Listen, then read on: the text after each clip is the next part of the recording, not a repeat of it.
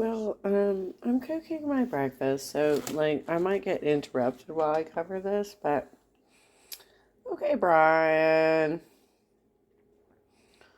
Let me have some, let me eat something. Well,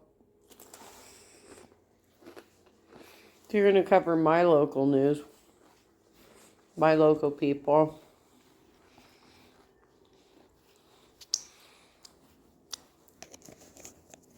This is an hour ago. Okay.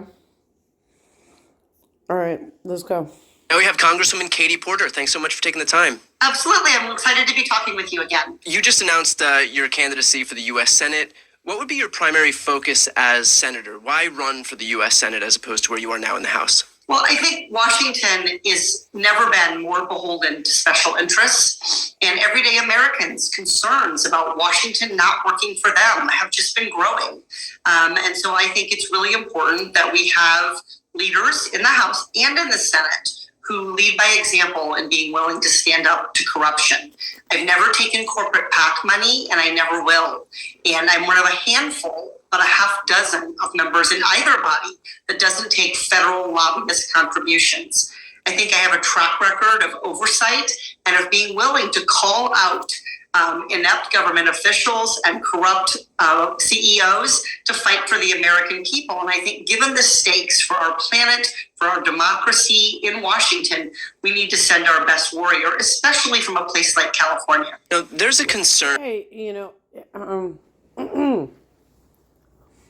the Field to Burn Dem clubs have been throwing out hit campaigns against her for years, by the way.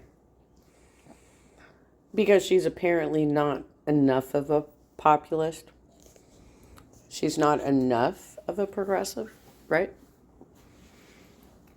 She's not enough of a progressive. Katie Porter has won in 2 red districts. 2, okay? Because the first one that she won 2 terms in was just east of the coast. It covered Mission Viejo, Anaheim Hills, Tustin, Orange, some equine properties. It was a pretty red area, and she was able to get elected. Now, the first time she got elected, it was by the skin of her teeth. And it took a few weeks after the election to actually shake out the results. But the reality is that her district ended up loving her. And then when they redistricted, her portion of Irvine, where she lives, got cut into the coast. So she ran in the coastal district where Harley Ruda used to try and fail. I mean, he couldn't do it because he was Republican light. And whenever presented with Republican versus Republican light, you're going to get the Republican QAnon or bullshit. So Michelle Steele won over Harley Ruda. And when Katie went in there with her populist vision, she won. She won. Handily won. Okay? And the Field to Burn Dem clubs across Southern California have been trashing her for years. And you know what? Let's talk about the donuts. Okay, let's talk about the donuts for a second. Because Katie is one of the politicians who's out there trying to sweep up the grassroots ADEM elections, which I think we all have some hurt feelings about. I got hurt feelings. I got hurt feelings. We all have hurt feelings about this, but the way that the Democratic Party operates right now is that they were allowing the candidates and their supporters to go up and down the line and advertise their candidates.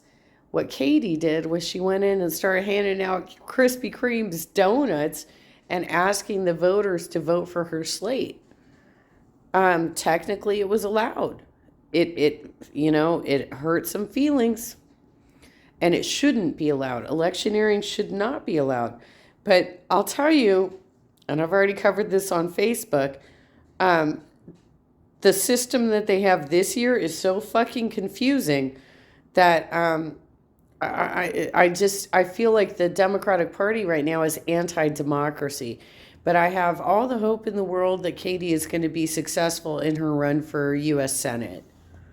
That you eked out a win in a House district that's historically been a red district, and I think a lot of people acknowledge that you're one of the few politicians who can win in a district like that. And this move might put that district at risk for what is otherwise a safe blue Senate seat. So what would be your response to that? Well, I want to challenge a couple of things there. First off, my victories were powered by the team and the... Wait, I'm sorry, Brian. Did you just say that she would be actually... Sorry, I'm eating some chips. Did you actually just say that she would potentially risk losing a safe blue seat? Are you for real, dude? That's fucking ridiculous. The two top contenders are going to be Katie Porter and Barbara Lee. Are you? Is this a way of you throwing this to Barbara Lee? The more, I mean, she's better than Adam Schiff, but Katie is the better choice here. She is the more progressive player. Community and the grassroots volunteers that won these races. My name was on the ballot, but there were volunteers and staffers and donors and people who made phone calls and postcarded that made it possible. And I have every confidence that that community of support will be there for whoever chooses to run in this 47th congressional district. So I am absolutely going to lend my strong support and do the work here in Orange County to making sure that we hold that seat. The second thing is I want to remind everybody, Orange County has changed and is changing. We now have more registered Democrats than Republicans. And a big part of the challenge in this last election was that we had 70% new voters. So we just didn't have the full 2-year period to get to know those people, to earn their trust. It's an accelerated timeline caused by redistricting. So and the last thing I want to say is, look, we need to win not just this seat in the 47th district, but we need to pick up every House seat we can and every Senate seat we can. And I think one of the things I bring to this race is I am a strong, competitive campaigner. I know how to win in every... She coordinated campaigns. That's one of the things that all of the local politicians were complimenting her about, is that when Harley refused to do it, when I think even Mike Levin was refusing to do it, but I'm not positive. No, I take that back, because he actually coordinated campaigned with Jake Ribchick and Jackson Hinkle. Well, I'm sure he regrets it now, but Katie was really good about coordinated campaigning, and she even gave some of her office space in her... She had 2 offices when she was running in 2018. And she gave some office space to Scott Reinhardt, who was running for assembly, in her Mission Viejo office. She talks the talk, she walks the walk. All right, let's go. Every part and pocket of this country and every part and pocket of California. And California, both of this cycle and long term, needs to be doing its part. Having a senator that can go out and help in places like Montana or Ohio. Having a senator who can raise money to make sure that every candidate has the resources they need. So for me, I love campaigning. A big part of this is being able to do that political work, cycle after cycle, to help us win up and down the ballot in Orange County, but also other places. So I want to switch gears here to... Yeah, that's absolutely true. Like, all of the squad members have been going all across the country to help raise money for other candidates. They're not just focused on their own district. They're also focused on changing America entirely and trying to help other progressives who are running. And Katie has stood by that as well, as has Alexandria Ocasio-Cortez. Cori Bush keeps coming out here to help out. There's a lot of them who are making the trips to help with other races. And that's really important because they have the name recognition, and so they can bring the fundraising in to help these campaigns. To current news in the House, one of your current House colleagues, that's George Santos, is under pressure to resign after having been caught lying about everything. Do you think that he should resign? And also, were you impressed to learn that he scaled Mount Everest 6 times? I think this is another example of why people don't believe that Washington is working. So this is a terrible conduct, being dishonest, and it weakens what people think of their elected officials. So I do think there need to be consequences. I would like to see the Republican caucus be leaders here and stand up and take action. But I think people deserve to know who's representing them, what their qualifications are, and if he's been dishonest with his voters, I think there should be action taken against him. And just specifically speaking, I guess, what would you recommend on the George Santos front? Well, I think that he's going to have to answer to his voters, and I think that there's going to be a public outcry from them to want to have someone who's elected who has represented things honestly. So I think it's appropriate that he be asked to resign because he didn't win the election fair and square. He won the election by making a series of serious misrepresentations. But ultimately, this is going to be a really pivotal moment, I think, to see, are we going to see Republicans kind of come into leadership? But why are we even discussing this? Like, Brian, why? Like, whatever is going on with George Santos, which he's a creeper Republican who lies a lot, right? How does that have anything to do with the fact that Katie is running for U.S. Senate? You haven't even brought up the fact that her stiffest competition is going to be Barbara Lee. In terms of making sure that they're holding their own members accountable, or are we going to have to continue to kind of be the moral leaders of Congress? So it's been interesting to me. He has my former House office. I moved one floor up. And so that office has definitely been in a lot of videos lately as people have gone to protest his conduct. Yeah. Now, during the circus that was Kevin McCarthy's speaker election vote, you were photographed reading a book titled The Subtle Art of Not Giving a Fuck. Was that a commentary on what was happening that day, or was it just the world's most entertaining coincidence?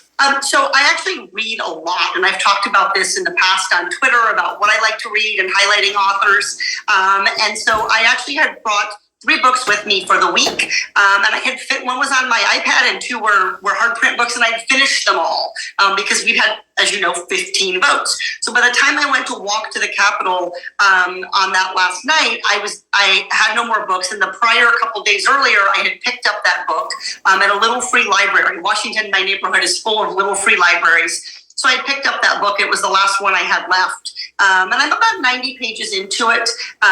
It's not without controversy, the author and his thoughts, but I think I read to hear different perspectives.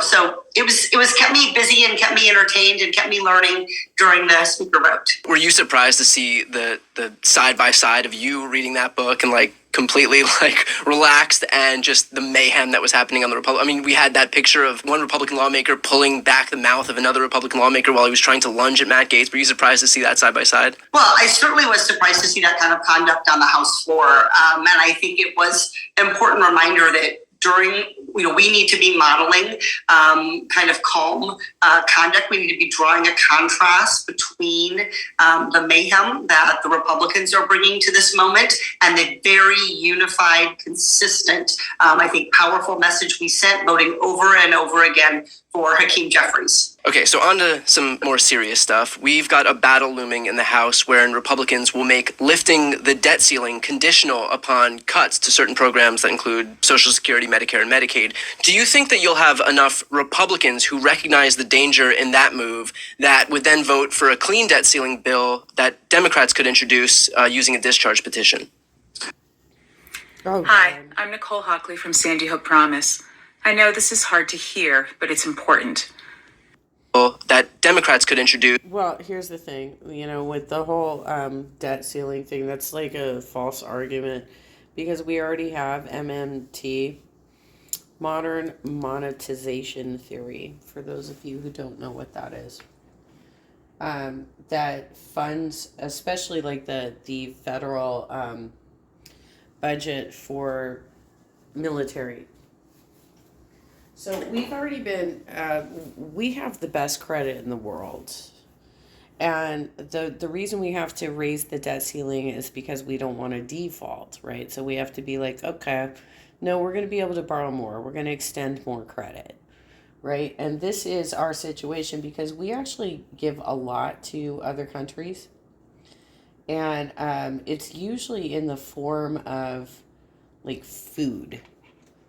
It's like food or weapons or aid in some regard. It's not actually like direct money, right?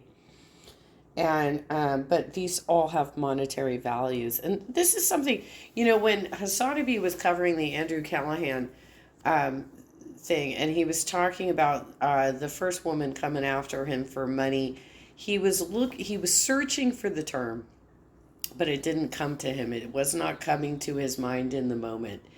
And what he was looking for is monetary value. If you're trying to shake somebody down for monetary value, that's what you were looking for, Hassanabi. But anyway, point being is that the majority of the aid we give to the rest of the world is not necessarily money.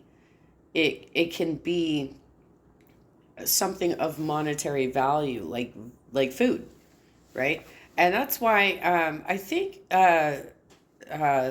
Bono started an organization. I think it's called Jubilee, which would relieve debt.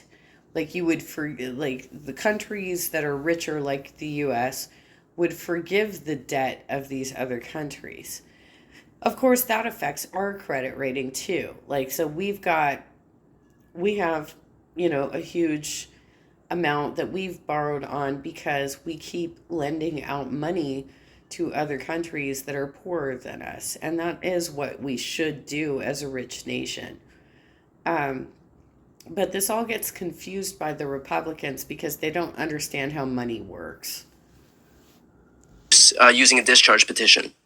For all Americans, regardless of their ideology, I certainly hope so, because the consequences to our economy would be devastating if we were to fail to act like responsible adults with regard to the debt ceiling. And I'll tell you, whether you're a Republican or an independent or Democrat, young, old, rural, urban, suburban, all Americans benefit from a strong and stable economy. And so I certainly hope that we can early, not at the last minute, not in the middle of a crisis, not after it does a lot of damage to the United States economic position. I hope we can early on see Republicans work with Democrats to agree to raise the debt ceiling. And I have to be clear, putting Social Security, these earned benefits on the chopping block is not how to address this problem. That is yet another action to weaken our economy, and it's to revoke basically promises that we've made to Americans who've worked hard their whole lives. Is there any appetite among Republicans that you've spoken with? I mean, you only need a small handful of Republicans. We already heard from some, or at least one, who came forward and said that he'd be willing to vote with Democrats if Republicans couldn't get their act together. So is there a small group of Republicans who've expressed interest in doing something like this? I think we'll see conversations really accelerate, particularly with the release of the letter from U.S. Treasury Secretary Janet Yellen, giving us a concrete time frame, naming that date January 19th, which is coming up really quickly. I think those conversations are really, really going to accelerate.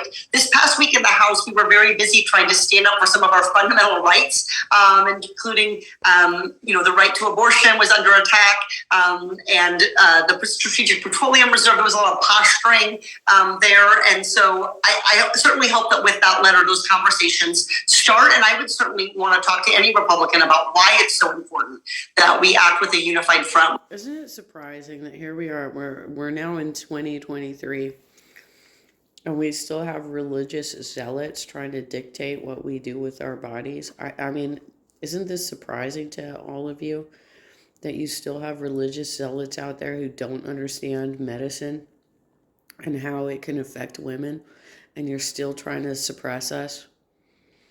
Isn't this shocking?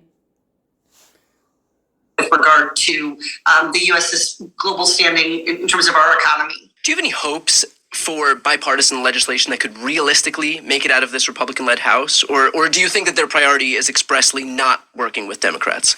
Well, I certainly think there are going to be opportunities to work across the aisle. I think that what we've seen before is you have to go issue by issue, member by member, trying to find someone who's willing to step up and work with you on something. I've had bills on things like protecting seniors from getting scammed, where my partner was Dan Crenshaw. I have a bill to make sure that mothers and nursing parents are able to travel and without having their breast milk contaminated. Republican Maria Salazar is my co-sponsor on that. And so I think we have to look for those issues. I think we have to be proactive in trying to continue to do our legislative work and trying to offer good ideas and try to search for the right Republican that will support it. It's not about compromising our values. It's about being willing to have conversations. Okay, let's finish off with this. If you could pass one piece of legislation that's not the obvious stuff, it's not voting rights legislation or codifying Roe, but something kind of like left of center, out of the norm, what would that be? Well, I think the obvious answer, if barring the Supreme, I only have two answers because one is I'm blocked by the Supreme Court, and that is to deal with corporate PAC money and deal with the influence of special interests in Congress, and of course, the Citizens United decision, is a huge problem for this, which is why we need to end it. I think the more straightforward one is to ban congressional stock trading. Over and over and over again, we hear from Americans that they believe that their elected leaders are working to enrich themselves rather than. It would make sense, I guess, that she would go with the get money out of politics argument first, because that does solve a lot of problems. But she is also a huge advocate for Medicare for all, and I think that, these are both very important issues. So it's a challenge to say what's more important, but we need healthcare for everybody in the country. Really do. To deliver a just society and a strong economy.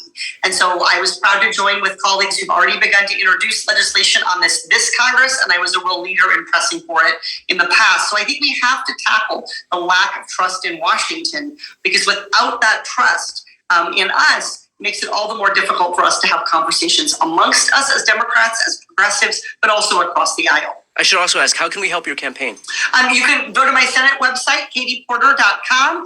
You can learn more about this campaign, about how we're gonna run it, what our key priority issues are, and reach out and let us know. If you're a Californian and you'd like to have me come visit or engage with your group, please invite me. But katieporter.com remains my website. There's a lot more information on there for people, and I think we're looking forward to being able to really connect with Californians, listen to communities. I've taken a lot of pride in being able to be a strong kind of retail campaigner in a congressional district, and you have to put in a lot of work to do that in a big state like California, and that's what I'm ready to get doing. Awesome. We'll leave it there. Congresswoman Porter, thank you so much for taking the time. Thank you. All right, girlfriend. I have some speaker engagements for you. Let me see what I can do.